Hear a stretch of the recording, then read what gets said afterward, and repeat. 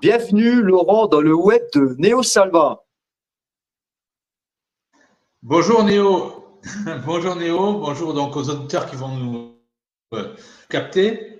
Et merci donc de m'avoir reçu et de faire cette émission, espérant qu'il y en ait d'autres qui vont suivre, comme on l'a plus ou moins ébauché. Bon, pour les gens qui ne me connaissent pas, il y en a certainement beaucoup. Je suis donc un écrivain catholique, on va dire les choses ainsi, qui a beaucoup écrit contre la franc-maçonnerie, donc il y a une vingtaine de livres à ce sujet. Ensuite, il y a des livres sur le créationnisme, comme justement j'en ai un là sous la main. Je n'ai pas prévu en plus, mais c'est comme ça. Les géants et l'Atlantide, c'est un livre qui fait 300 pages, 70 pages en couleur, voilà, sur tout ça. Et donc, voilà, ouais, c'est un livre qui dit que les plus grandes pyramides ne sont pas en Égypte, mais en Bosnie ou en Chine. Et donc, pour revenir au propos du créationnisme, donc toi tu penses que c'est Dieu qui a créé la Terre et donc tu crois finalement que la Terre n'est pas sphérique. Est-ce que tu crois aussi à ça? Bien entendu, c'est une évidence, c'est-à-dire qu'il y a de nombreux hommes d'église, et ça je l'ai mis sur mon site, qui défendaient la Terre plate.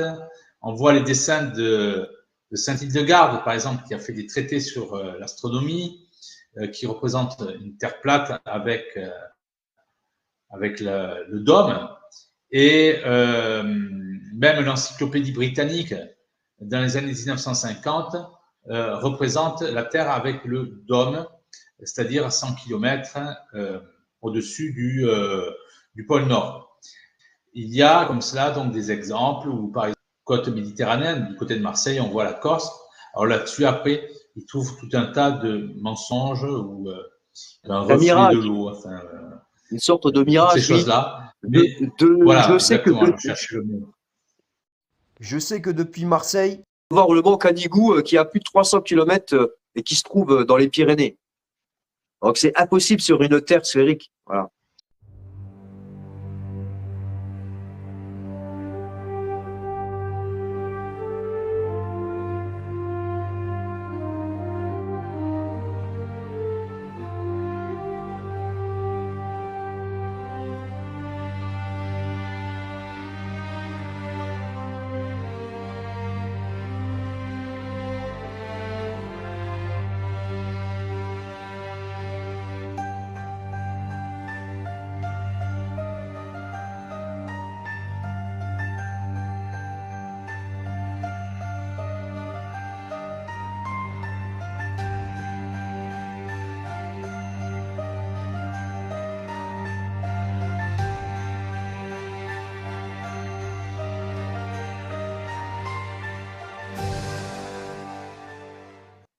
Donc, il connaît les superloges, il connaît un peu le monde de la franc-maçonnerie. On va dire qu'il y a beaucoup de producteurs célèbres francs-maçons qui n'hésitent pas à nous montrer parfois qu'il y a que notre Terre est plane, surmontée d'un dôme. Je vais mettre un petit dessin animé où on voit que le baseballeur il tape la balle et elle touche le dôme et ensuite il y a l'eau qui coule.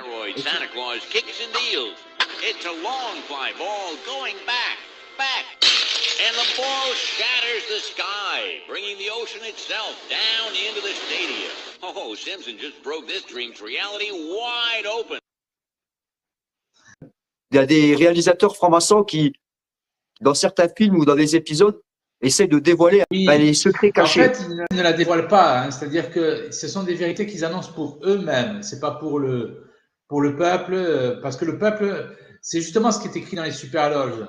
Parce qu'il y a des francs-maçons des superloges qui parlent de la Terre plate, et pas des moindres, comme George Orwell, qui était franc-maçon, c'est comme ça qu'il était au courant. Il y a aussi Bernard Shaw, qui avait été prix Nobel de littérature en 1925, et qui croit à la... Enfin, il est persuadé que la Terre est plate. Et ces deux hommes, c'est dans le journal de Chicago, pose la question, si vous demandez à l'homme de la rue de vous expliquer que la Terre est ronde, il sera incapable de le faire.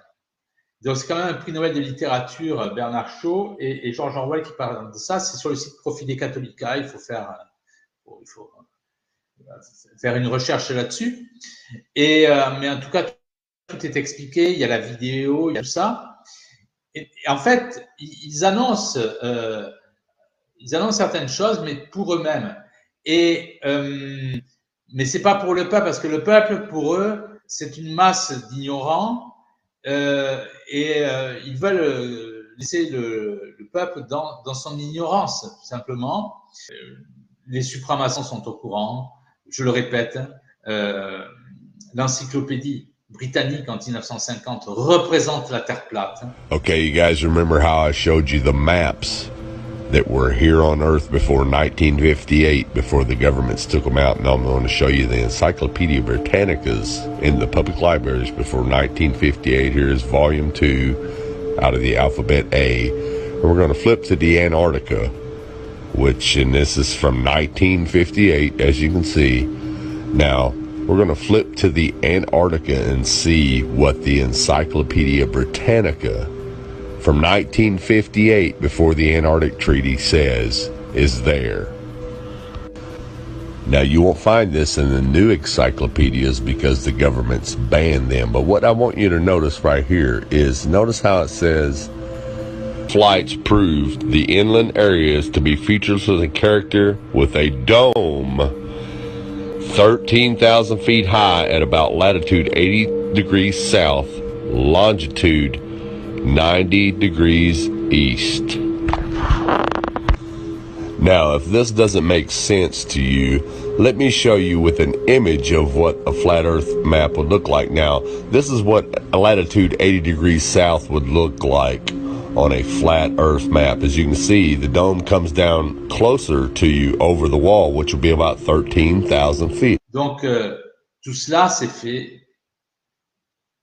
Il y a un but très clair, c'est que lorsqu'on parle de la Terre boule, c'est tout simplement pour bien montrer à l'homme que Dieu est une notion très vague, que l'homme est perdu dans l'univers, alors que ce n'est absolument pas le cas. Ils font la même chose comme ils ont fait avec Darwin. Quand ils ont voulu faire la révolution chinoise avec Mao, 40 ans avant, ils ont commencé par traduire Darwin en chinois, c'était dans les années 1890. C'est-à-dire que Darwin a pu changer les esprits, tout simplement parce qu'avec Darwin, l'homme ne sait pas d'où il vient, ne sait pas où il va. Et ils ont pu ensuite, 4 décennies après environ, implanter le communisme en Chine. Voilà à quoi sert cette science satanique. Très simplement, ils savent très bien ce qu'ils font, c'est très clair. C'est-à-dire que le mensonge donne le désespoir et la vérité est espoir. Voilà, l'homme se sent perdu dans un espace immense. Et en plus, on lui dit qu'il descend d'espèces animales comme le singe et qu'il est l'effet du hasard. Donc l'homme est désespéré parce qu'il se raccroche à rien.